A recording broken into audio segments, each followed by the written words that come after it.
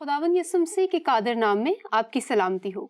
Programme नाकाबिल यकीन के साथ आपकी होस्ट सिमी इमैनुअल आपकी खिदमत में हाजिर हैं।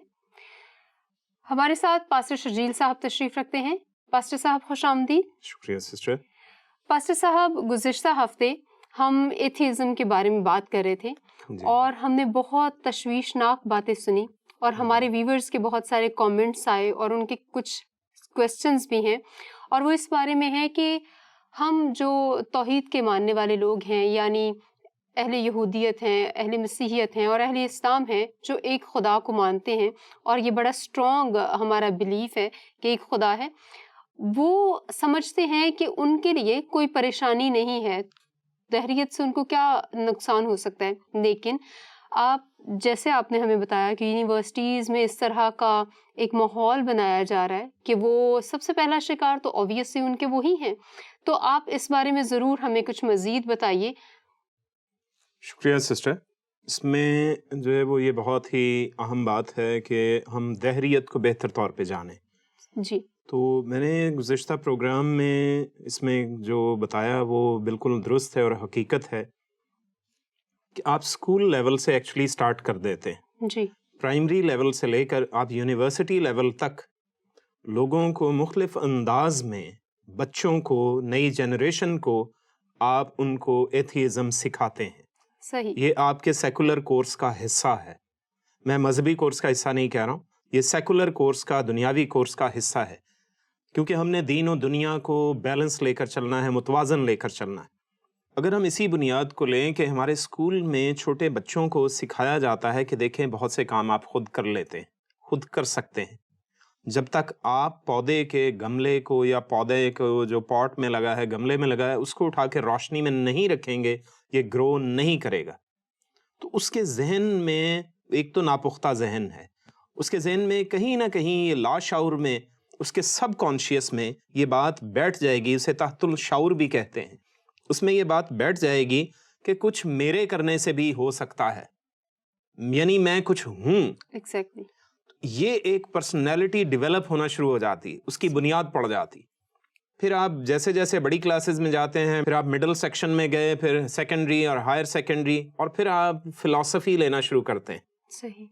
यूनिवर्सिटी लेवल में प्रोग्राम्स होते हैं और मुख्तलिफ तरह के कोर्सेज हैं, और जो लोग खुसूसी तौर पे फ़लसफ़ा पढ़ते हैं, नफ्सियात पढ़ते हैं, फ़लसफ़ादान जितने भी हो गुज़रे हैं, उनमें से शायद ही कोई ऐसा हो जो किसी भी मज़हब को सही तौर पे मानने वाला। वो ज़्यादातर, आप एक लंबी फहरिस्त उठा के देख लीजिए, आप इनकी हर सदी में मुख्तलिफ इक़साम के फ़लसफ़ादान हुए हैं।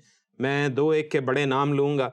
एक सेगमेंट फ्रॉयड, जिसे सेगमेंट फ्रॉड भी कहते हैं, और कार्ल मार्क्स। मार्क्सिज्म जो है बहुत मशहूर हुआ। कन्फ्यूशस चाइना में बहुत मशहूर हुआ, और दूसरे भी बहुत से उलमा इस तरह से हैं। सही। और इनसे पीछे अगर मैं चला जाऊं तो तीसरी सदी क़ब्ल मसीह में, तो वहां पर मुझे जो है वो अरस्तु, एरिस्टोटल नजर आता है। जी, ठीक है।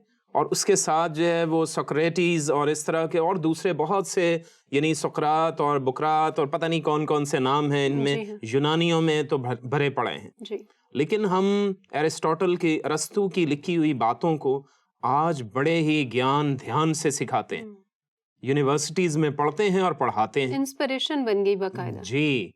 तो अब उसकी जो है वो मुतहर्रिक करने वाला वो एक ऐसा उनसर बन गया है, एलिमेंट बन गया कि लोग उसको फॉलो करने लग गए। उसने जहर का प्याला पी लिया तो उनके लिए वो एक गॉड बन गया है। सही। ठीक है, स्मॉल जी वाला पर। लेकिन उसका सबब क्या है कि लोगों का ईमान उस शख्स पर आ चुका है, उसकी कही हुई बातों पर आ चुका है, और जो किसी की बातें मानता है वो उसकी बातों पर ईमान रखता है। असल बात ये है। दुरुस्त। यही सबब हुआ कि लोग उसको फॉलो करते हुए उस जैसे बनने लग गए। अब उसमें ये बात कहाँ थी, उसमें एथीज़म कहाँ था? पहले हमें इसको जांच लेना चाहिए। उसमें एथीज़म ये था कि वो उस वक्त के जितने भी देवी देवता थे जो यूनानियों में माने जाते थे, ग्रीक मिथोलॉजी में थे, उनको किसी को भी वो नहीं मानता था। वो हरगिज नहीं मानता था कि कोई देवता या देवी बारिश पर हुक्मरान है, पानी पर हुक्मरान है, अनाज पर, या किसी भी तरह के हालात पर। ठीक। वो ये कहता था कि जब मैं सब कुछ कर सकता हूँ, میں پودوں کو پانی دیتا ہوں تو یہ بڑھتے ہیں, میں ان کو روشنی میں لے کر آتا ہوں, اٹھا کے لاتا ہوں گملوں کو, تو پھر ان پر روشنی پڑتی ہے. اگر میں اندھیرے میں رہنے دوں تو یہ ختم ہو جائیں گے. جی. تو یہ سبب جو تھا, اس وجہ سے وہ ایتھیزم کا بانی تصور کر سکتے ہیں ہم, یعنی بانیوں میں سے وہ ایک گنا جائے گا جس نے اس چیز کو پروان چڑھایا, اور وہ ایتھیوس تھا اس دور کا, وہ ایتھیوس تھا, اس وجہ سے اسے زہر کا پیالہ پینا پڑا. جیسے میں نے ایتھیوس لفظ کا مطلب بتایا تھا گزشتہ پروگرام میں کہ اس کے معنی کیا ہے, وداؤٹ ڈیٹیز, وداؤٹ گاڈز یا گاڈ, اسمال جی ہو یا کیپیٹل ہو وہ ایک ہی بات تھی. یعنی کسی بھی معبود دیوی دیوتا کے بغیر شخصیت کو ایتھیوس مانا جاتا تھا, اور وہ ایتھیسٹ کہلاتا تھا. اور یہ ارسطو کا یہی کام تھا, ایرسٹوٹل ایسا ہی تھا.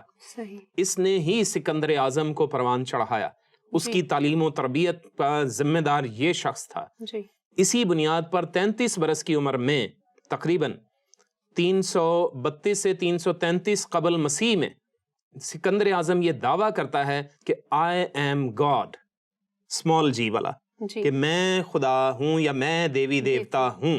اس نے یہ دعویٰ کیا تھا, اور پھر اس نے کہا I am son of God, اور اسی رات وہ مارا گیا تھا.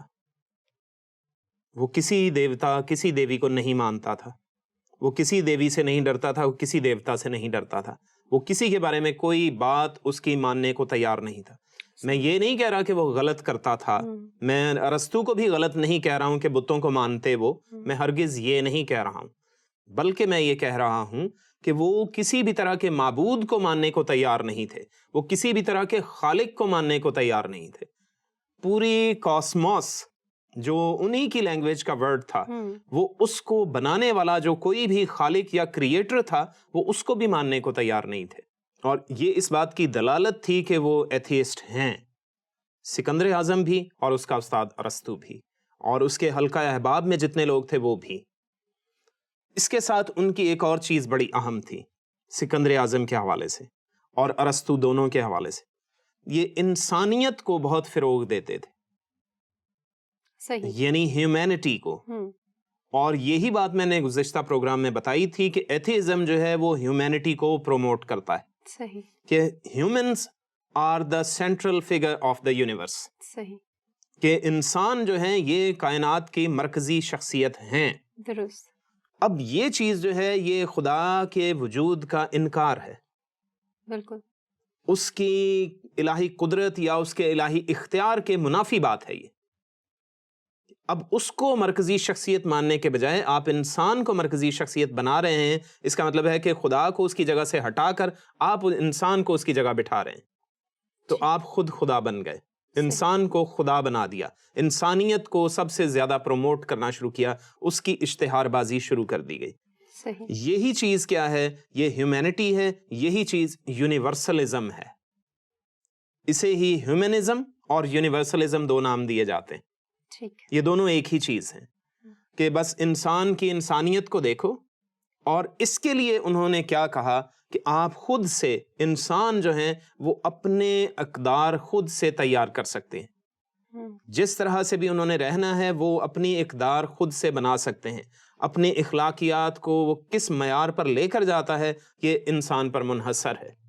تو پھر پاسٹر صاحب میرے ذہن میں یہ بات آ رہی ہے کہ انسان سب سے زیادہ خود کو پروموٹ کرنا چاہتا ہے, وہ چاہتا ہے کہ صرف میرے ہی رائٹس جو ہے نا وہ امپورٹنٹ ہوں. دوسری بات یہ کہ بہت سارے لوگ چاہتے ہیں کہ لبرٹی کے چکر میں کہ ان کا مذہب یا ان کا خدا, وہ یوں سمجھتے ہیں کہ ان کا خدا ان کو اس چیز میں لبرٹی نہیں دیتا. لبرٹی اور ڈیموکریسی اور رائٹس کے چکر میں وہ جو ہیں وہ ایتھیزم کے شکار ہوتے جا رہے ہیں, چاہے وہ مطلب توحید میں سے ہی کیوں نہ ہو, توحید کے ماننے والے ہی ہوں. اور سب سے بڑا ٹارگٹ تو وہ لوگ یوز اسی طرح سے پھر کر رہے ہوں گے ان کو. بالکل سسٹر, آپ نے بالکل صحیح کہا. میں اسی طرف جو ہے وہ ایکچولی لا رہا ہوں. وہ آپ نے وہ میں نے گزشتہ پروگرام میں نے بتایا تھا کہ جو چیز جمہوریت بنی, ڈیموکریسی بنی, وہ ایتھیزم اس کی بنیاد ہے. صحیح. اسی کی وجہ سے یونیورسلزم بڑھتا ہے, اسی کی وجہ سے آپ ہیومینٹی کو فروغ دیتے ہیں, اسی کی وجہ سے آپ انسانیت کو بہت اہمیت دینے لگتے ہیں. بالکل صحیح. کہ انسان کو ہمیشہ بہتری ملنی چاہیے, ہر انسان کے حقوق برابر ہیں. یہ درست بات ہے, میں اس سے جو ہے وہ بالکل بھی انکار نہیں کرتا اور میں اس سے بالکل متفق ہوں. لیکن اب اس میں کس طرح سے جو ہے وہ آپ ان حقوق کو پورا کرنے کی کوشش کر رہے ہیں، بات وہاں پر آ کر ختم ہوتی ہے. ٹھیک ہے کہ طریقہ کار کیا استعمال کیا جا رہا ہے. اصل بات یہ ہے خدا کے وجود کا انکار کر کے اگر آپ انسان کو اس کے حقوق دلوانے کی کوشش کر رہے ہیں تو پھر آپ اس کو کیا کر رہے ہیں، آپ اسی کو خدا بنا رہے ہیں. بالکل صحیح. سبب یہ ہے. جی. تو یہاں پر بھی یہی ہوتا رہا، یہی چیز آگے بڑھتی چلی گئی اور مختلف فلسفہ دانوں نے اسی چیز کو پروموٹ کیا ہے. سیگمنٹ فرائڈ جو ہے وہ اسی چیز کو پروموٹ کرتا رہا ہے. اس نے کہا کہ ہم سب کچھ انسان میں ہی دیکھتے ہیں. انسان ہی باپ ہے، بیٹا ہے، بھائی ہے اور ماں ہے، بیٹی ہے، بہن ہے، بیوی ہے، سب رشتے اس نے یہ بتائے. اس نے کہا کہ ہم ہی ایک دوسرے کے ساتھ مل کر ایک دوسرے کو بہتر رویہ جات کی تعلیم دے سکتے ہیں. ہم ہی ایک دوسرے کو منفی تعلیم دے سکتے ہیں اور مثبت تعلیم دے سکتے ہیں. پازیٹیوٹی اور نیگیٹیوٹی دونوں چیزیں ہمارے بس میں ہیں. لیکن ہمیں کسی خدا کی اس لیے ضرورت نہیں ہے، ہمیں کسی بھی طرح کے معبود کو ماننے کی ضرورت نہیں ہے. اخلاقی معیار، اخلاقی اقدار جو ہیں وہ ہمارے پاس خود ہمارے اندر موجود ہیں. ہم ان کو خود سے بڑھاوا دے سکتے ہیں، ہم ان کو خود کیا ہے اسٹینڈرڈائز کر سکتے ہیں. ہم ان کو ایک معیار دے کر اس کے مطابق لوگوں کو زندگی بسر کرنے کا طریقہ بتا سکتے ہیں. یہ سیگمنٹ فرائڈ نے کہا، یہی جان پال سارترے نے بھی یہی کہا، اسی طرح کارل مارکس نے کہا. اس نے کہا کہ میرے طریقے کے مطابق چلیں تو آپ سب کامیاب ہوں گے. اس نے لوگوں کو لوٹنا تک شروع کر دیا.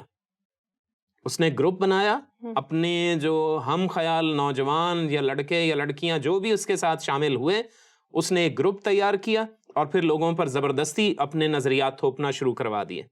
حالانکہ وہ یونیورسٹی میں پڑھتا تھا، بہت اچھا جو ہے بریلینٹ اسٹوڈنٹ تھا، لیکن فلسفے کی بنیاد پر وہ اسی رستوں کی تعلیمات کو پڑھ کر اس کا دماغ گھوم گیا اور اس نے کہا کہ ہم سب جو ہیں وہ انسان برابر ہیں، تو ہمیں جو ہے وہ امیری غریبی کا خاتمہ کر کے ہمیں سب کو برابر بنانا ہے. جنگلوں میں جا کے رہنے لگا اور اسی طرح سے اس نے لوگوں کو لوٹنا شروع کیا جو امیر لوگ تھے اور غریبوں میں بانٹنے کی کوشش شروع کی. لیکن کیا ہوا کہ جو اپنے پسندیدہ غریب تھے ان میں بانٹا، جو دوسرے تھے وہ رہ گئے اور امیر لوگوں کو مخالف کر لیا. تو میں یہ نہیں کہہ رہا ہوں کہ وہ غلط تھا یا ٹھیک تھا، بحث یہ ہے ہی نہیں. بحث یہ ہے کہ ہم کس بنیاد پر کام کر رہے ہیں. ہمارے جو اخلاق اور اقدار کا جو معیار ہے، جو اس کی بنیاد جہاں سے ہم نے اٹھائی ہے، وہ کون ہے؟ بالکل صحیح. کیا وہ شخصیت ہے جس نے پرفیکٹلی ان تمام اقدار کو پورا کیا ہے؟ سوال یہ ہے. ایکچولی ایتھیزم کی بنیادیں ہلانے کے لیے سوال یہاں پر آتا ہے. صحیح. جب ہم اس بات کو دیکھتے ہیں کہ آپ انسانوں میں جو ہے وہ سب میں برابری کے ساتھ پیش آ رہے ہیں تو بالکل درست ہے. لیکن سیگمنٹ فرائڈ یا جو بھی دوسرے کارل مارکس ہوں یا کوئی اور بھی فلسفر ہو، کنفیوشس ہو، کچھ بھی ہو، تو کیا آپ سب لوگوں کے ساتھ برابری کا رویہ رکھ رہے ہیں؟ کیا آپ بلا رنگ و نسل، بلا مذہب کی تفریق کیے آپ سب کے ساتھ برابری کا رویہ رکھے ہوئے ہیں؟ سوال یہ ہے.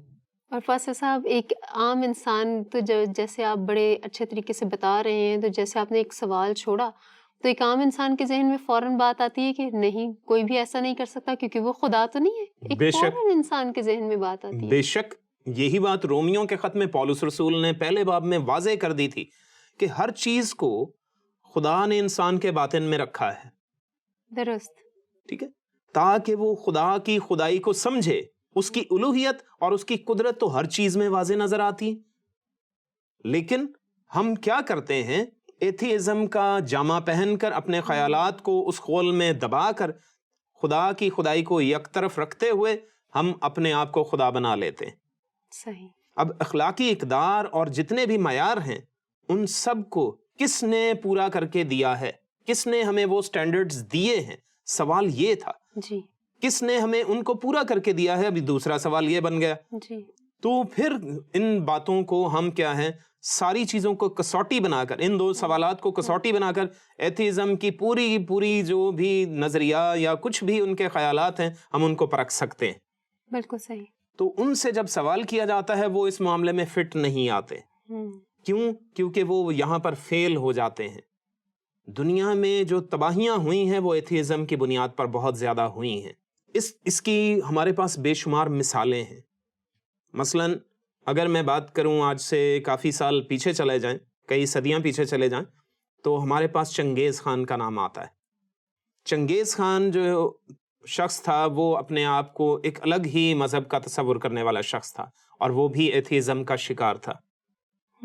میں یہاں سے ایکچولی جو ہے وہ سٹارٹ لے کے بتاتا ہوں تاکہ ہماری جو بہت سی باتیں وہ اور کلیئر ہو جائیں گی. جی. اب وہ کیا کہتا ہے کہ مجھے رحم کرنا پسند نہیں. کیوں؟ کیونکہ میرے ساتھ کسی نے رحم نہیں کیا. یہ اس نے باقاعدہ کہا, یہ جو ریکارڈڈ بات ہے, ہسٹری میں موجود ہے. تو اب جو اس نے ایک اخلاقی معیار بنایا ہے, اب اسی کو وہ آگے پروموٹ کرے گا. بالکل صحیح. تو انسانوں پر ہی لاگو کرے گا نا, جانوروں پر تو نہیں کرے گا نا. تو اس بنیاد پر اب اس کا جو رویہ یا اس کا جو طریقہ اخلاق ہوگا وہ اسی طرز پر مبنی ہوگا. بالکل صحیح. وہ لوگوں کے ساتھ رحم سے پیش ہرگز نہیں آئے گا. اب ایک بار ایسا ہوا کہ دریا کنارے گزرتے ہوئے چنگیز خان کے ساتھ ایک چھوٹا سا واقعہ پیش آیا, اور اس نے بڑی رحم دلی کا مظاہرہ کیا. کیا ہوا کہ ایک بچہ جو تھا, ایک ماں کا چھوٹا بچہ, وہ دریا میں گر گیا تھا, اور وہ دریا سے نکال نہیں پا رہی تھی. دریا میں تھوڑا بہاؤ تھا شاید, یا گہرائی تھی, یہ بات کچھ ایسے ہو. تو اب وہ عورت جو ہے بیٹھی رو رہی تھی کہ جو ہے وہ مدد کرو اور میرے بچے کو باہر نکالیں. اب اس نے رک کر اس نے اس بچے کو نکالنے کے جو ہے وہ ارادہ کیا. چنگیز خان نے, اس کی فوج اس کے ساتھ ہے, تو اس نے اپنا لمبا بھالا جو تھا وہ نکالا, اور اس سے جو ہے وہ بچے کو پرو کر باہر نکال لیا. تو اس کو ماں کے حوالے کر دیا, اور اس عورت کا منہ کھلے کا کھلا رہ گیا, وہ ہکا بکا رہ گئی. اس نے کہا کہ یہ میں نے بڑا ہی رحم دلی کا مظاہرہ کیا ہے, میں نے آج تک کبھی کسی پر رحم نہیں کیا, یہ میں نے تم پر رحم کیا ہے, اس وجہ سے بچے کو نکال دیا. تو اس کا اخلاقی معیار دیکھیے کہ یہ شخص کس طرح سے ایک معاشرے کو پرامن معاشرہ بنا سکتا ہے. کبھی بھی نہیں. بے رحمی کا جو ہے وہ دیکھیے کہ کتنا بڑا پیمانہ اس نے ہمارے سامنے پیش کیا. جس شخص کو ایک چھوٹے نوزاد بچے یا نومولود بچے پر ترس نہیں آ رہا, وہ کس طرح سے اپنے معاشرے میں, اپنے ملک میں بطور حکمران ہوتے ہیں وہ امن قائم کر سکتا ہے. حالانکہ اس کے لیے میں ایک چھوٹی سی بات کہتا ہوں جو میں نے برسوں میں سیکھی ہے, کہ ہم سب نے مر تو جانا ہی ہے. جی. ٹھیک ہے, تو پھر ایک دوسرے کو مارنے کی ضرورت کیا ہے؟ بالکل صحیح. تو یہ سبب ہے کہ بھائی اس نے بڑے ہو کر مر تو جانا ہی ہے کسی وقت بھی, تمہیں اسے مارنے کی کیا ضرورت ہے؟ تو یہ بات اس کو سمجھ میں نہیں آ رہی. اس لیے اب اس نے جس طرح کا معاشرہ قائم کیا, پھر اس کے بعد اس نے دیواریں چین بنوانا شروع کی. اس کا پوتا ہلاکو خان آتا ہے, قبلۂ خان آتا ہے, یہ لوگ دیواریں چین بنواتے ہیں, اور وہاں پر لاکھوں مزدوروں کو اس دیوار میں چنوا دیا جاتا ہے زندہ. یہ اسی کے رحم کا رکھا ہوا وہ اخلاقی پیمانہ ہے جس کا نتیجہ اس کو بعد میں یا اس کی نسل ہمیں دکھاتی نظر آتی ہے. اس کے پوتوں میں یا اس کی اولاد میں, اس کی نسل میں ہمیں یہ بات نظر آ رہی. دیوار میں زندہ چنوا دیا گیا. صرف ایک ہی جگہ میں, یہ صرف اس ہلاکو خان یا اس کے دادا چنگیز کی بات نہیں کر رہا ہوں, یہ دنیا کے ہر ملک میں جہاں پر بھی جو دہریت پسند لوگ تھے یا جو بھی جابر تھے, جو جبر کرنے والے ظالم لوگ تھے, ان کے اندر یہ برحمی پائی جاتی تھی. انہوں نے اسی طرح کا رویہ ظاہر کیا, اور اس سے ایتھیزم پروان چڑھتا ہے. درست. اس سے لوگوں کے اندر بے رحمی بڑھتی ہے, امن قائم نہیں رہ سکتا. آپ خدا تعالیٰ کو جو خالق کائنات ہے, آپ اس کی نفی کر رہے ہیں, کیونکہ اس کا حکم ہے کہ تو خون نہ کرنا. تو یہ سلسلہ چلتا رہتا ہے. اس طرح سے دنیا میں اور علاقوں میں اس کے بعد جو ہے کافی عرصے کے بعد کنفیوشس آ جاتا ہے چائنا میں. کنفیوشس نے اپنے نظریات پیش کیے کہ بھائی جنگ کرنے کی ضرورت نہیں, بڑی اچھی بات تھی کہ بھائی امن کا مظاہرہ ہوگا, اب امن سے لوگ رہیں گے, اور اب آپ کیا کیجئے, سب انسان برابر ہیں اور سب انسانوں کی قدر کریں, ایک دوسرے کی فکر کریں, اور کسی بھی مذہب کی ہمیں ضرورت نہیں, کسی کو بھی خدا ماننے کی ضرورت نہیں, کیونکہ انسان خود خدا ہے. یہ کنفیوشس نے ساری کہانی سنا دی. یہ اس کی باتوں کا نچوڑ ہے, اس کی تعلیمات کا نچوڑ ہے, صحیح. جس سے سوشلزم بن گیا. جس کی بنیاد ایتھیزم ہے، جس کی بنیاد دہریت ہے، اشتراکیت، سوشلزم کی بنیاد دہریت ہے کہ سوسائٹی پروان چڑھنی چاہیے، معاشرہ پروان چڑھے، وہ ترقی کرے. سوشیولوجی اسی چیز کو پروان چڑھاتی ہے کہ انسان سب سے قدر و قیمت کے لائق شخصیت ہے. اس کائنات کا مرکز انسان ہے، اس لیے کہ کائنات ہی اس کے لیے بنی ہوئی ہے. میں نے کہا تو پھر اس کا جواب میں یہ دینے کی کوشش کرتا ہوں، تو پھر انسان کائنات میں جگہ بجگہ جا کیوں نہیں سکتا؟ اگر اس کے لیے بنی ہوئی ہے تو ہر جگہ ہم کیوں نہیں چلے جاتے؟ مختلف پلانٹس پر گھوم پھر کے کیوں نہیں آتے؟ پکنک پر کسی دن بچوں کو لے چلتے ہیں مارس پر. جی. تو یہ نہیں ہوتا اور یہ نہیں ہو رہا. کیوں؟ کیونکہ ضروری نہیں کہ یہ سب کچھ ہمارے لیے بنا ہو. بالکل صحیح. تو اس وجہ سے اور دوسرے مذاہب جو یونانیوں کے مذہب تھے، مصریوں کے مذاہب تھے، اور دوسرے یہ بابلیوں کے مذاہب تھے، مادیوں فارسیوں کے مذاہب تھے، اور اسی طرح سے ہم ہندوستان پاکستان میں جب یہ برِ صغیر ہندو پاک تھا، ایک ہی ملک تھا، اس وقت جو ان میں حکمران تھے ان سب کے مذاہب بھی مل کر وہ ایتھیزم کی بنیاد تھی. وہ ایتھیزم کو ہی پروان چڑھاتے تھے، جس کی بنیاد ہمارے پاس وہ ارسطو کی تعلیمات بن کر چلتی آ رہی ہے، اور ہمارے کورسز کی صورت میں ہمارے اسکولز میں، یونیورسٹیز میں پڑھائی جاتی. بچے پڑھتے ہیں اور وہ فلاسفر بنتے ہیں، اور ان کو پڑھانے والے استاد پہلے سے فلاسفر ہیں. وہ بھی اسی کی تعلیمات پڑھ کر ویسی ہی تعلیم دے رہے ہیں. تو آپ ان کے ساتھ سٹنگ کر کے دیکھ لیجئے، آپ ان کے ساتھ بیٹھ کر بحث کیجئے، بات چیت کیجئے، آپ کو پتہ چل جائے گا کہ ان کا عقیدہ کیا ہے. آپ ان کے زندگی بسر کرنے کے اصول و ضوابط جان جائیں گے. آپ ان سے بات چیت کیجئے، ان سے پوچھیں کہ کس طرح سے زندگی بسر کرنی چاہیے. سادہ سا سوال رکھیں، کس طرح کا معاشرہ ہونا چاہیے، تو آپ کو جو ہے وہ حقیقت کھول کر بتا دیں گے. تو یہی چیز کیا ہے، لوگوں کو خدا تعالیٰ کی عبادت یا اس کو معبود ماننے کے بجائے وہ ان کو دہریت پر لے کر آ رہی ہے، اور ان کو اشتراکی بنا رہی ہے، ان کو دہریہ بنا رہی ہے، ایتھیسٹ بنا رہی ہے. کیونکہ ان کے پاس اپنے اخلاقیات اور اقدار کا کوئی جواز اور جواب موجود نہیں.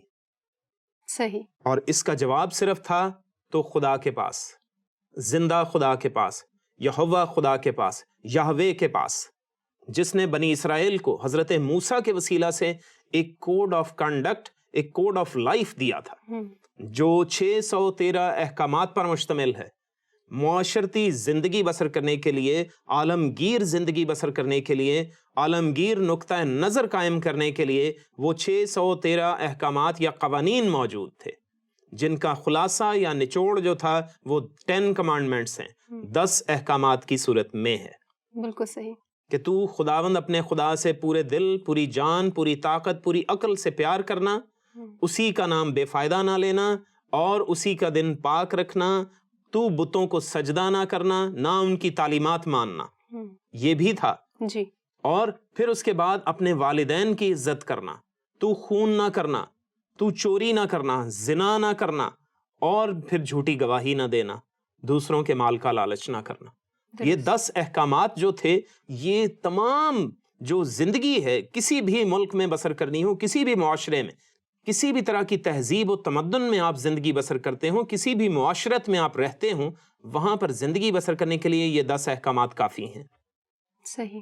یہ آپ ملکوں کو دے دیجئے، تمام ممالک کو، تمام عدالتوں کو دے دیجئے، تو آپ کی زندگی پرامن ہو جائے گی. اگر ان اصولوں کو، 10 احکامات کو مان کر کوئی بھی ملک چلے گا، کوئی بھی عدالت چلے گی، آپ کی زندگی پرامن بسر ہوگی. یہ گارنٹیڈ بات ہے.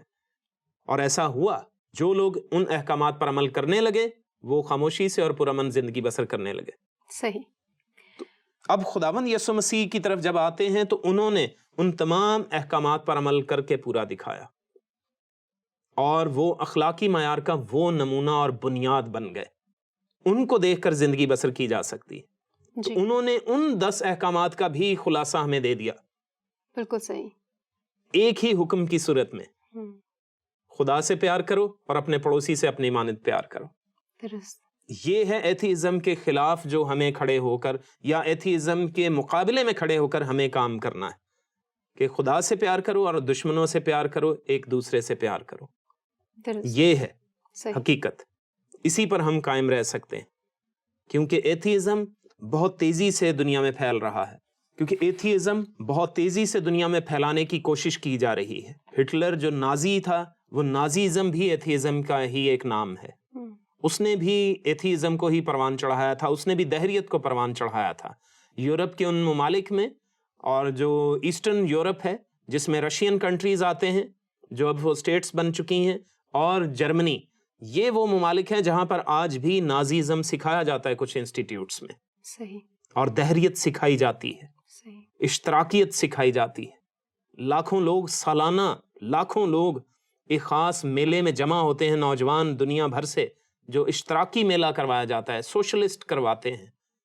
جرمنی میں ہوتا ہے، کبھی کہیں ہوتا ہے، کبھی کہیں ہوتا ہے، صحیح، تاکہ لوگ اور زیادہ اشتراکیت کو سیکھیں، دہریت کو سیکھیں.